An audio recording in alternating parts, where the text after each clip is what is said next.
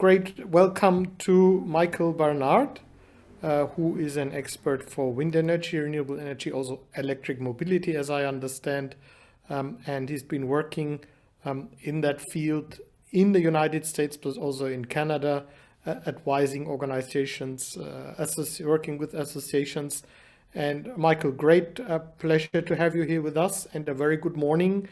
And now I would like to invite you to let us know how the wind markets in the United States and Canada were performing. Of course, we are, I think, all aware of for many of us, a surprising record in the US, but of course, we want to know more details and also more about Canada. Michael.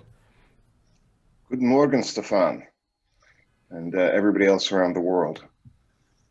Yeah, it's been a surprising year for all of us globally.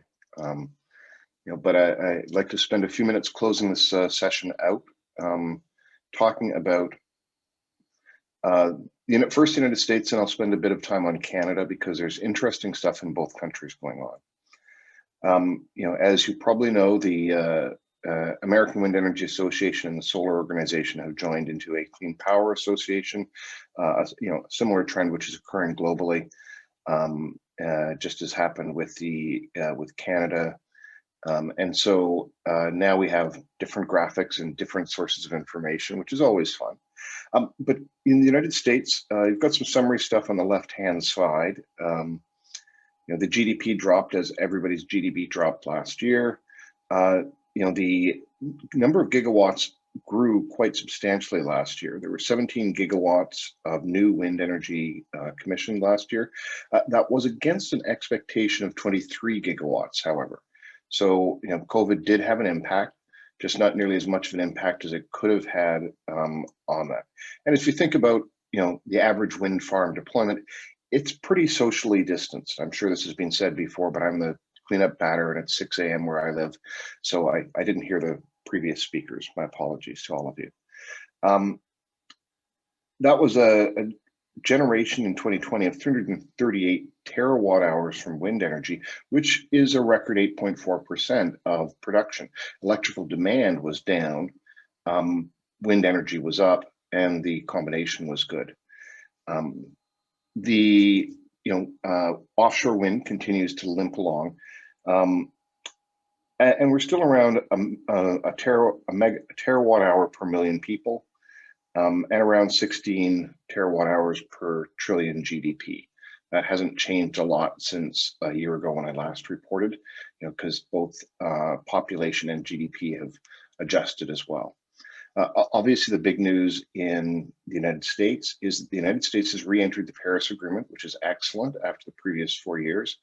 And from a wind energy perspective specifically, President Biden and Kamala Harris and their climate czar, John Kerry, are focusing strongly on offshore wind.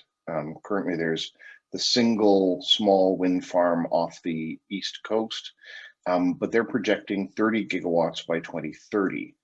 And secondarily, the $2 trillion infrastructure plan just announced has a provision for 100% carbon neutral electricity for each state by 2035. One of the big drivers from a policy perspective of wind energy in the United States has been the renewable portfolio standards for each state, which say how much of their energy must be carbon neutral. And that has been expanded somewhat. You notice the careful term carbon neutral.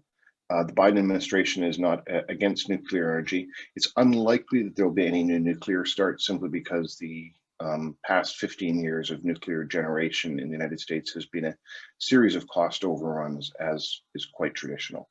Some of Biden's competitors were explicitly anti-nuclear. Biden is neutral on it. The Biden-Harris administration, on the other hand, is better than the Obama-Biden administration in that it's not a all of the above energy policy, but explicitly a carbon neutral policy. They are expecting more, probably far more from carbon capture than is at all realistic. But the goal of 2035 for carbon neutral electricity in the United States is very, very welcome. As you can see, there's an awful lot of plans for new wind and solar projects across the United States. Moving on to Canada, because we also have very interesting news here. Also a dip in our GDP. We're expected to have about 400 megawatts of new wind energy installed in 2020, and we only achieved 170 gigawatts. The impact of COVID on wind generation deployment in Canada was greater. We had have an expectation of only another 160 to 170 megawatts of new generation in 2021, but there is good news coming. We have no offshore wind either. The only potential place where offshore wind was explored was in the Great Lakes in Ontario in the early 2000s, and that was shut down for political reasons. People didn't want to see lights from their, beachfront properties, a standard complaint in North America. I don't see a lot of, while there's a tremendous amount of resource, especially in the east on the shallow water off the banks, I'm not seeing a lot of expectation in the next year or two for offshore wind to be something seriously considered in Canada, in part because we have such vast, massive spaces on land with good resources and no people. 80% of the population is concentrated within about 160 kilometers of the border with the United States. So it's basically like Australia, we're a rim of people along the bottom of a big empty country. Some of the interesting parts for Canada, one of our interesting variances is that we depend quite substantially on hydroelectric power, and in Ontario on nuclear power, as well as hydroelectric. As a result, our emissions per kilowatt hour of CO2 are very small in most of our provinces. But there are two very big outlier provinces, Alberta and Saskatchewan. BC, this is tons of CO2 per capita, but just to translate that into grid terms, British Columbia, BC, sees an average of 12.9 grams of CO2e per kilowatt hour. Alberta next door sees an average of 800 grams of CO2e per kilowatt hour because of coal generation and gas generation. Saskatchewan next door to Alberta is similar. They're both very high emissions electricity because of the substantial amount of fossil fuels. Ontario is down around 40 grams of CO2e. Quebec, with its massive amount of hydroelectric up in the James Bay projects and the like, as well as by far the largest installed wind energy capacity in Canada, is around 1.3 grams of CO2e per kilowatt hour. But the good news here is that Canada has now introduced a carbon price, and the carbon price very explicitly impacts wind, the potential for wind energy, especially in our highest wind resource projects, provinces, which happen to also be the highest emissions provinces. Alberta and Saskatchewan are our Great Plains provinces, north of the American Great Plains, where wind has done so well. They have also the most expensive electricity in Canada at 18 to 19 cents Canadian per kilowatt hour, compared to half that in British Columbia next door, and a third of that in Quebec, for example.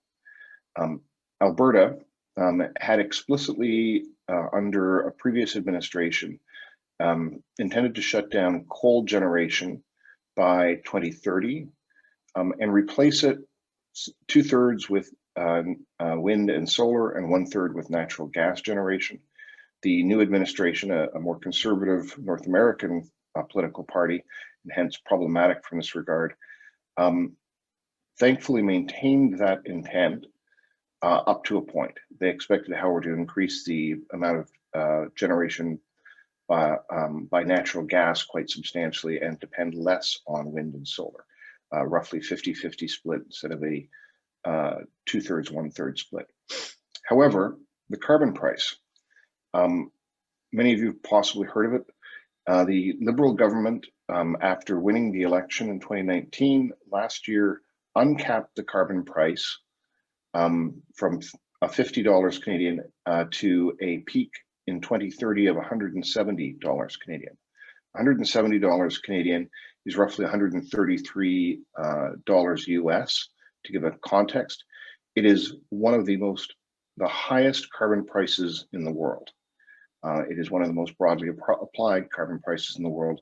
And personally, as a Canadian, I'm very proud that this initiative is occurring in my lifetime. I just wish it had occurred 30 years ago, as do we all. That has a significant impact upon Alberta. This is a projected megatons CO2e based upon this carbon price for the grid electricity. And it's of very big numbers. Now, Alberta's grid, the way to read this chart, on the left-hand vertical axis, you'll see that the projected CO2e grid intensity was roughly 800 grams of CO2e per kilowatt hour today. The previous carbon price had already made coal unprofitable, and so it was expected to drop off the grid by 2023. A very positive outcome already.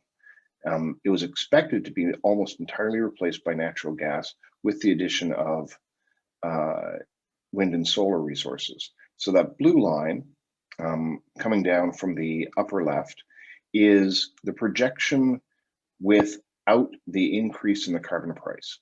The line below it is the expected grid intensity reduction with the new carbon price. It no longer becomes profitable for most gas generation to be built compared to wind and solar, for the very specific reason that the $170 per ton carbon price adds $8.50 to a gigajoule of natural gas. And natural gas generation depends upon that natural gas, obviously. That turns into $60 per megawatt hour of wholesale cost adders to natural gas generation. That makes it unprofitable compared to wind and solar, which obviously are not going to be paying that carbon levy. That has a cumulative, you can see the line coming in from the bottom left, reading that against the right-hand vertical axis. That is the projected megatons, the avoided megatons of CO2e per year. So there'll be 15 megatons of CO2e avoided with the new carbon price compared at peak in 2031, compared to the reduction just under Alberta's business as usual. Now, this 20-year projection that I did and published a few months ago was based upon Alberta continuing to deploy wind and solar through 2040 without the carbon price. And so we would have expected to see their grid intensity continue to reduce down to more reasonable numbers compared to the rest of Canada, but still fairly high. With the carbon price, we expect them to get in line with the rest of Canada quite remarkably by 2035 and 2040. So that's an implication of the carbon price, something I'm very pleased to spend a lot of time analyzing, publishing on, and working with organizations on. Those are the slides I have for the United States and Canada. Thank you very much. Yeah, thank you very much for this presentation. And what you are presenting here is indeed some bright prospects for Canada as well as the United States. Now we have the Biden administration in place. You talked a little bit about them. Can you let us know how would they start now dealing with this transformation? We hear that clean energy for them is not only renewable, but also nuclear power.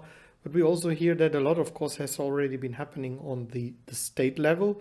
But are there any concrete plans programs by Biden, by his administration, to kind of accelerate the renewable energy deployment, wind power in particular? So the at the overarching level, Biden identified 4 crises that he and his administration had to deal with. COVID was number one, the economy, climate, and go away.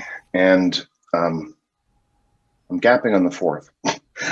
But COVID obviously has taken Biden's and his administration's primary focus, as has the economic relief bill. As such, the climate file has not seen as much action. There are 2 primary things which are claimed. There was a claim of a Department of Energy announcement by the new Secretary of Energy, Granholm, who was former governor of Michigan, if memory serves, and well known in the community. She announced a plan to reduce the cost of utility scale solar by 50% by 2030. I did an analysis of that plan. It was decent funding for relatively small research in a few areas, mostly for solar, and not big on other stuff. But it was one of those, she as not representing a sector which did not have the primary focus in the first 100 days of the administration, needed to make an announcement that sounded good. And it got picked up by a lot of people, and everybody was very excited about it. I wasn't as excited about it, simply because it was a lot of funding for perovskite, which is a hoped for game changer in solar. But frankly, solar has globally seen 80% of cost reductions due to policy and due to mass manufacturing in China. So U.S. exploration of perovskite chemistries is not going to move the dial on utility scale solar costs. I wonder sometimes, anyway, whether we still have a cost problem, because when you just look at the cost, wind and solar are now so cheap. I think we have other barriers and regulations that are stopping us. And then when translated that into the US, obviously some of the states have been doing a lot to remove those barriers. So you expect that Biden administration will do more on, I think, for example, subsidies are also such indirect barriers, and we need to put in a price after we give subsidies to fossil fuels. We add a price again on it to compensate, which is a bit funny. So why make things not simpler and just remove all the barriers which are there? It's true. There are 3 or 4 things about the United States which are worth attending to. The first is that the fossil fuel subsidies are permanent subsidies in the U.S. tax code. Changing the permanent U.S. tax code requires Congress to actually have a supermajority, and so it's extremely difficult.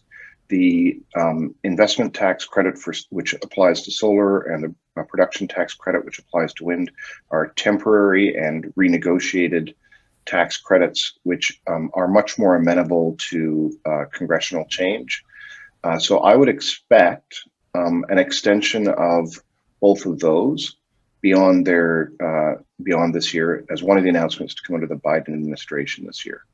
Obviously, the renewable portfolio standards piece in the $2 trillion infrastructure deal, and there's, because of the one of the easiest ways to think of the United States is as it's like the EU with a whole bunch of member states, but without a useful Brussels. And so each of the states has a tremendous amount of autonomy, more than you would consider as a province of Germany, for example. The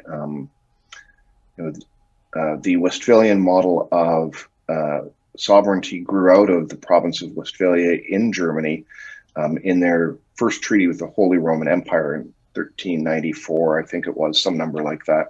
And it started establishing what we consider to be the attributes of a nation state. Currency control, autonomy within its borders, freedom of language and religion within its borders. They tried to establish at least the base work for some of those, non-interference. and that's turned into what we consider to be a country. And so in Europe, the countries have ceded currency, for example, for the most part, to the EU, to the euro. In the United States, the states ceded currency control to America. But if you think about the variance of things that people have actually ceded in terms of sovereignty, the United States, the individual states are a lot more like countries than they are like provinces. As such, there's a lot of inability of the federal government to institute change inside a state. There's a whole lot of, they can do some things, but not everything. They have more taxation power, and they have more power over what happens inside their province, inside their US state. That means the federal government operates through federal tax breaks, like the production tax credit. It operates through renewable portfolio standards in places where it has stuff. It operates through infrastructure plans where it sets aside trillions of dollars, which are then controlled by the states for how and where they spend it. It's less like China, where the federal government has a significant amount more central control, and more like Brussels, which has more guidance stuff and less of a big stick. Other things we can expect then, the $2 trillion infrastructure plan then would expect some states to spend that on transforming their grid and putting in storage, putting in wind and solar, but it's going to be a state by state thing, and that's going to be a messy process that I'll be observing over the next 6 to 24 months. That all said, I do expect the production tax credit situation to change. And I do expect more climate-related announcements out of the Biden administration. You did mention storage. There's actually a substantial amount of effort that's being done on pumped hydro storage in the United States. It's not sexy, nobody pays attention to it, but I think there are 42 projects going through approval cycles right now. The challenge in the United States, once again, because it has to be different, is that there are four separate federal bureaucracies, including the Army Corps of Engineers, who have to approve every hydroelectric dam in the United States, and the approvals process is long and arduous. For closed loop off river pumped hydro, the dominant model which we would expect moving forward, it has no riverine impacts. It has virtually no safety concerns compared to a major dam collapse in 1977 in the United States, and as a result, should have a very much less onerous regulatory regime applied to it, but it doesn't. There's attempts to streamline that. I'm hoping the Biden administration pays attention to that one and sorts that out.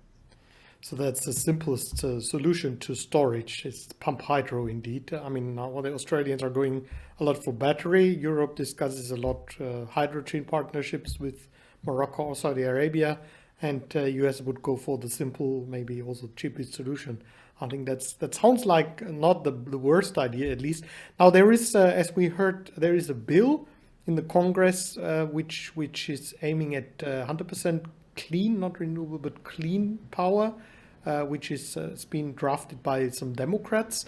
How would you see that initiative, and then also in relation to some of the states, because California certainly also is ambitious, and how would you see that situation? When we will, or let's put it the other way around, when will we see the first state in the United States being at 100% renewable energy in power?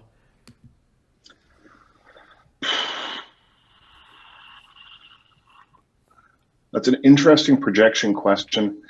I would have to say that it would probably be Washington or Oregon states in the upper, the Pacific Northwest, just below British Columbia, where I'm sitting now.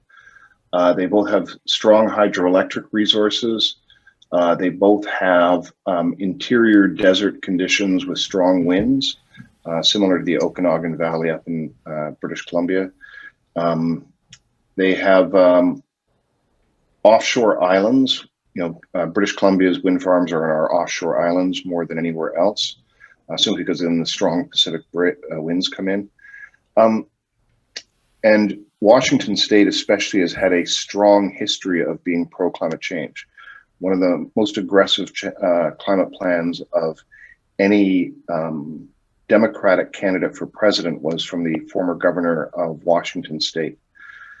That said, I'm not going to make a projection because I'll just be wrong, but it's a really interesting question. I may just take away and do a bunch of analysis and publish something on simply because it's interesting. So thank you for that interesting question, Stefan. Well, I mean, it's a pleasure to exchange some thoughts about this. And I think indeed at the moment, everybody is watching what's going on in North America, in particular in the United States, because as we heard, you were not there because that was in the middle of your night. China has now a plan of installing more than 50 gigawatt per year, just wind power in the next 5 years to come, 60 gigawatt in the next 5-year plan, and then reaching a wind power capacity of 800 gigawatt by 2030. So China is obviously on its way. Europe is discussing the Green Deal. And now everybody is, of course, expecting that the next big push will come from North America, from the United States. That's why I think we're all really excited and watching carefully what's going on. Well, I would, with this, come to the conclusion of our webinar. It's still morning where you are, but it's late night in some other parts of the world. We still have people here from Australia, from Japan, watching us. So, Michael, thank you very much for sharing this first-hand information with us about the United States and also Canada, of course, another important country.